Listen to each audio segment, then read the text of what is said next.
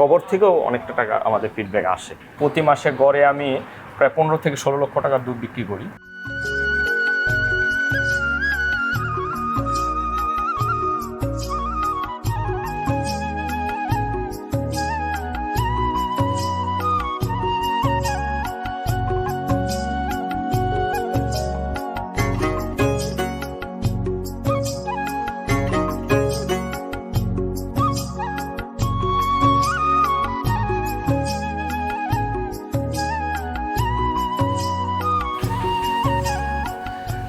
ভাবা যায় 4টা গরু থেকে এখন 138টি গরু, এবং শুধু এই শেডে আছে 108টি গরু।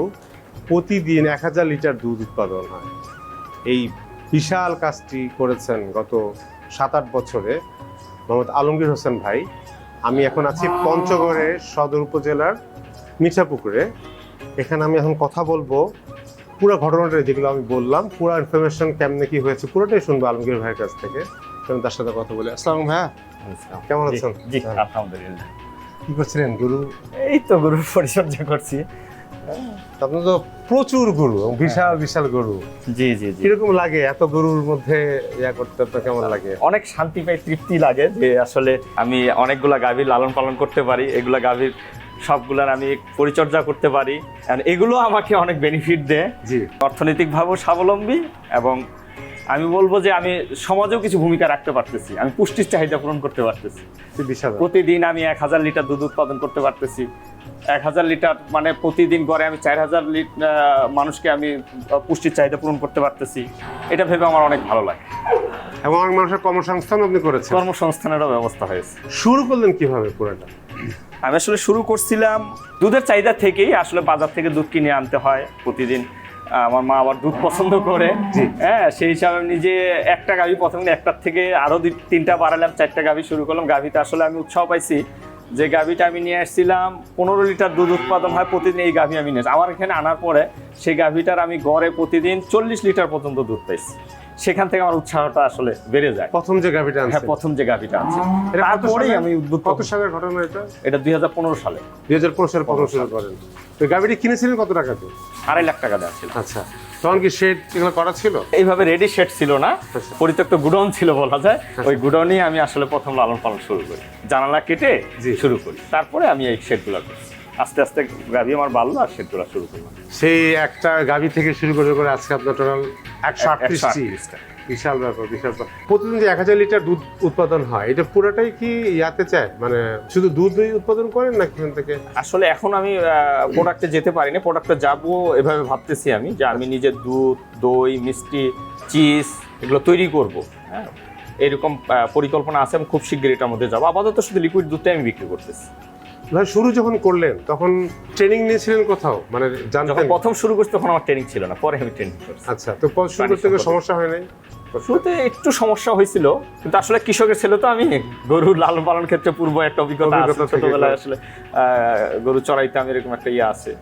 এই গরু পালন করতে কখনো লস হয়েছে? যেমন আমার গরু মারা গেছে, ক্ষতি হয়েছে, কোন মাসে লস গেছে? দুধের সমস্যা? লস ওইভাবে কখনোই হয়নি। অ্যাক্সিডেন্ট দিয়ে একটা বাচ্চা মারা যায় বা গেছে, সেটা আসলে এখন ওভাবে বুঝতে পারিনি। লস হয়নি। আচ্ছা, দেখা গেছে 10টা বাচ্চা হয়েছে, এর মধ্যে একটা নষ্ট হয়েছে, এটা তো থাকছে, ওভাবে লস হয়। পরে ট্রেনিং গুলো কি করলেন, কিভাবে, কোথায় নিলেন? আসলে প্রাণী সম্পদ থেকে আমি ট্রেনিং করছি, যেটা এলডিটিভির প্রকল্প থেকে ট্রেনিং গুলো করানো হয়েছিল। আর জায়গা থেকে আমি একটা ট্রেনিং এর আগে করছিলাম উপজেলায়। সেই ট্রেনিং এ আমি অনেকগুলো দিক নির্দেশনা পেয়েছিলাম, যে কিভাবে আসলে গাভী লালন পালন করতে হয়, গোবরটা কিভাবে কাজে লাগানো যায়, বায়োগ্যাস করানো যায়। আমার বায়োগ্যাস প্ল্যানও আছে, যেখানে বায়োগ্যাস প্ল্যান আমার রান্না বায়োগ্যাস থেকেই হয়। সেখানেও একটা আসলে গাভীর যে একটা উপকারী ভূমিকা সেখানেও আছে, যে গোবর থেকেও অনেকটা টাকা আমাদের ফিডব্যাক আসে। এই বাচ্চাটার বয়স 1 বছর। এত বড় গরুটা বাচ্চা 1 বছর মাত্র বয়স, তাহলে যখন বড় হবে বিশাল গরু হবে, অনেক বড় হবে। এটা কি হলস্টিন ফ্রিজিয়ান? এটা হলস্টিন ফ্রিজিয়ান। সবচেয়ে বড় গরু যেটা সবচেয়ে বেশি দুধ দেয়, এটা কোথায় আছে? আছে, এখানে আছে, সেটা ওই যে পাশে আছে। হ্যাঁ, এটার কতটুকু দুধ দিচ্ছে আপনাকে? পার ডে 40 লিটার দুধ পাই আমি প্রতিদিন। হ্যাঁ, এই এতগুলো গরু ম্যানেজ করতে গিয়ে, ভাই ব্যবসাটা করতে গিয়ে আপনার সাথে কি কি প্রতিবন্ধকতা মধ্যে পড়তে হয়। আসলে যে সমস্যাগুলো প্রথম দিকে আমি ফেস করছি, আসলে এই দুধটা বিক্রিরে আমার ওইভাবে মার্কেট ছিল না। আচ্ছা, এটা আমাকে তৈরি করতে হয়েছে, জি, বিভিন্ন জায়গায় বলতে হয়েছে, যেতে হয়েছে যে আপনার এখানে কতটুকু দুধ লাগে, প্রতিদিন কি পরিমাণ দুধ লাগে, আমি যদি এই পরিমাণ দুধ আপনাকে এইভাবে সাপ্লাই দেই বা আপনাকে প্রতিদিন আমি পৌঁছায় দিই, আপনি কতটুকু চালাতে পারবেন। প্রথম দিকে দেখা গেছে তখন দুধটা ওরা নিচ্ছে, লেনদেনে একটু সমস্যা হয়েছে। এখন আল্লাহর রহমতে আর এই সমস্যাগুলো হয় না। এখন আল্লাহর রহমতে আমার এখানেই খামার থেকেই আপনার 90% দুধ এখান থেকে সেল হয়ে যায়। সবাই জানে। আর এখানে দুধটা ফ্রেশ দুধ পাওয়া যায়, দুধটা ভালো, এখানে দুধে কোনো ভেজাল নাই। এই জিনিসটা আমি মনে করি একজন খামারি বা যে কোনো পর্যায়ের ব্যবসায়ী হোক, যদি তার ভিতরে সততা থাকে, তার যদি উদ্দেশ্য ভালো থাকে, সে কখনো থেকে থাকবে না। শিক্ষিত যুবক প্রায় 30 জনকে আমি খামারি হিসাবে তৈরি করে দিছি, যেটাকে উদ্যোক্তা তৈরি বলে। আপনার এখানে এখন কাজ করছে কত? আমার এখানে 13 জন লোক কাজ করে, সরাসরি 13 জন লোক কাজ করে। আপনার যদি একটু খরচ আয় ব্যয়ের ব্যাপারটা বলতে। আয় ব্যয় আমি বলবো যে আমার দুধ বিক্রির টাকাই কিছু থাকে। প্রতি মাসে গড়ে আমি প্রায় 15 থেকে 16 লক্ষ টাকার দুধ বিক্রি করি। বছর শেষে আমি 90 থেকে 100টা বাচ্চা পাই। গড়ে আমি এক একটা বাচ্চা কম বেশি 1 লক্ষ টাকা বিক্রি করতে পারি। তাতে আমি দেখছি মান্থলি আমার দুধ বিক্রির টাকা এবং বাচ্চা বিক্রির টাকায় মাসে 6 থেকে 7 লক্ষ টাকা ইনকাম থাকে আমার। এবং এটা আমি খুব তৃপ্তি পাই যে আমি হালাল উপার্জন করতেছি এবং নিজে একদম মনের মতো কাজটি করছেন, সেখান থেকে এত স্বাচ্ছন্দ্য। আমি আরো একটা বার্তা দিব, এই খামার করে যে সবচেয়ে তৃপ্তিটা কথা, শান্তিটা কথা, কেন আমরা বেকার যুবকদের প্রতি আমি আহ্বান জানাবো যে তোমরা সবাই খামার করো। এর মূল কারণ হলো আমার ইনভেস্ট আমার হাতে আছে। আমার ঘরে 10টা গাভী আছে, আমার 30 লক্ষ টাকা আমার হাতে আছে। এখানে বাকির কোনো অপশন থাকে না। অন্যান্য ব্যবসা করলে আমাকে বাকি দিতে হয়, এক্সট্রা ইনভেস্ট রাখতে হয়, যে আমাকে মার্কেটে বাকি দিতে হবে। আমার খামারে আমার যা গাভী আছে, আমার টাকা আমার পকেটে আছে, আমার চোখের সামনে আছে। এটা বড় তৃপ্তি এবং শান্তি। আমার ইনভেস্ট করতে হবে আস্তে আস্তে। আমি একবারে 10টা 20টা গাভী না, আমি 2টা গাভী নেবো। 2টা গাভীতে আমি এক্সপিরিয়েন্স আমি নেব। আমরা অনেকে আছি যে আমরা 2টা 3টা ব্যবসা করতেছি বা এই গাভী পালনের পাশাপাশি অন্যান্য কাজকর্ম করতেছি। আমার সেটাও একটা ব্যাপার আছে, আমি আসলে কতটা সময় দিতে পারতেছি। এই গরুগুলা তো এগুলা সব মনে হয় আপনাদের এখানে সব বড় প্রোডাকশন, এখানকারই প্রোডাকশন। তার মানে আপনার বাইরে থেকে কোনো গরু এখন আনিতে হয় না? না, বাইরে থেকে আর গরু এখন আমি সাপ্লাই দিই। আপনি কি গরু মাংস উৎপাদনে করে থাকেন? হ্যাঁ, এখনো সরাসরি আমি ওইভাবে আপনার যেটাকে বলে ফ্যাটেনিং এ যাইনি। তো ফ্যাটেনিং এ যাবো, সেটা আমার পরিকল্পনা আছে যে এখান থেকে যে বাচ্চা আমি সার বাচ্চাগুলো বিক্রি করি, সেগুলো আমি বিক্রি না করে এগুলো আমি হয়তো আর একটু নিজে রেডি করে বিক্রি করলাম। ভবিষ্যৎ পরিকল্পনা আমি নিজে চিজ তৈরি করব, ছানা তৈরি করব, যেটা মিষ্টির জন্য আর কি। মিষ্টি, দই, চিজ, পনির, তারপর লাচ্ছি। আরও আমার একটা পরিকল্পনা আছে, যেটা হলো আমরা অনেক সময় কি করি, বিভিন্ন অনুষ্ঠানে, আচার অনুষ্ঠানে আমরা যেটাকে বলে আপনার কোল্ড ড্রিঙ্কস নামে আমরা খাই বিদেশি পণ্য।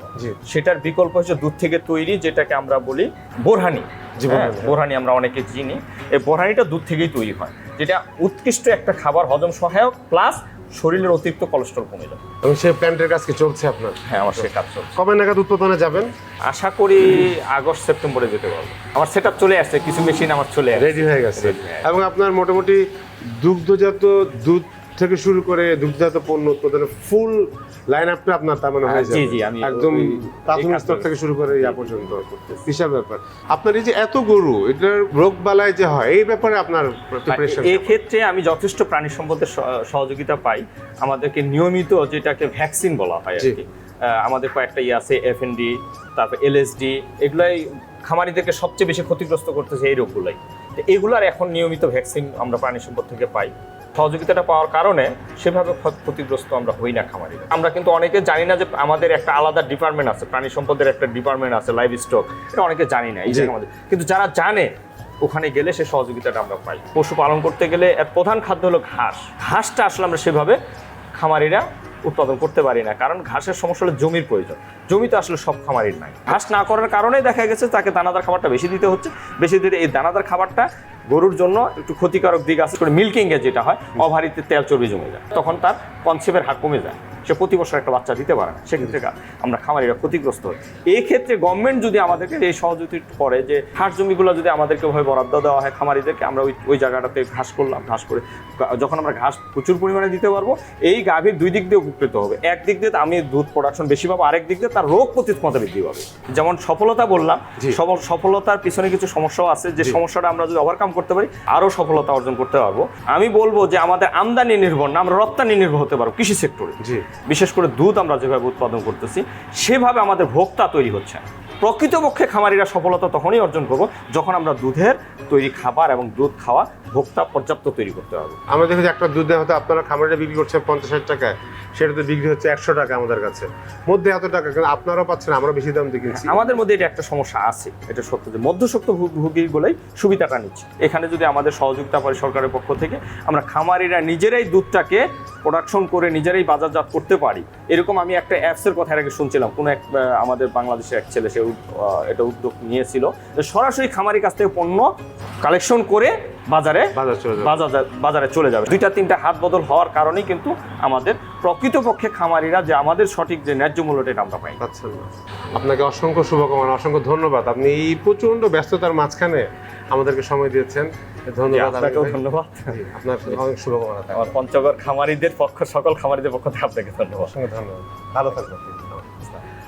আমরা আসলে একটা দারুণ খামার দেখলাম, ওনার এইরকম আরো 2টা শেড আছে, আমরা সেগুলো হয়তো দেখানো সম্ভব, আমাদের যাওয়া সম্ভব হচ্ছে না, কিন্তু এখানে যে পরিমাণ গরু এবং এই ছোট ছোট অল্প বয়সী গরু, কিন্তু এগুলো এত বিশাল, এত বড় বড় গরু, আমরা মোটামুটি সব দেখানোর চেষ্টা করেছি। আমরা চেষ্টা করেছি তার থেকে, আসলে আমি শেখার চেষ্টা করেছি যে আসলে একটা গরুর খামার করতে গেলে কি করতে হয় সব কিছু, এটা আপনাদেরকেও জানানোর চেষ্টা করেছি। এরকম বাংলাদেশের নানা প্রান্তে এই ধরনের আলমগীর ভাইদের মতো যারা সফল কৃষক আছে, তাদের গল্পগুলো আমি আপনাদের কাছে নিয়ে আসবো। আমার চ্যানেল সাবস্ক্রাইব করুন, আমার সাথে থাকুন। সবাইকে অসংখ্য ধন্যবাদ।